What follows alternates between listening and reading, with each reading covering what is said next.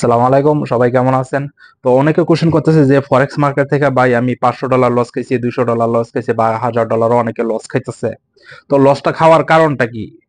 তো ওরা ওনাদেরকে আমি বারে বারে বলছি বা যারা নতুন আছে ওনাদের জন্য একটা পরামর্শ যে ভাই আপনারা শিখেন।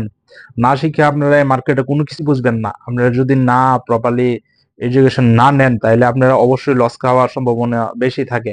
কেননা যেমন আপনি স্কুলে পড়েন বা কলেজে পড়েন, স্কুলে পড়েন তা আপনি যদি এডুকেশন ভালোভাবে না করেন বা পড়াশোনা না করেন তাহলে অবশ্যই আপনি এক্সামে ফেল করবেন। এটাও সেম সেম টপিক সেম।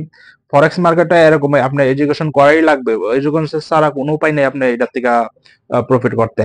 আপনি যখন এডুকেশন করবেন, ভালোভাবে শিখবেন বা করবেন, তো অবশ্যই 100% আপনি এটা থেকে প্রপারলি আপনি ভালো ইনকাম করতে পারবেন। মান্থলি $100-200 আপনি ইজি ভাবে আনতে পারবেন যদি আপনি শিখে বা বুঝে করেন।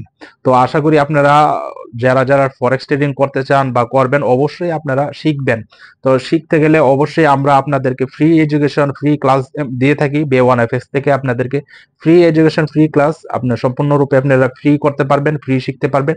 তো আগে শিখেন, শিখার পরে আপনারা ট্রেড করবেন।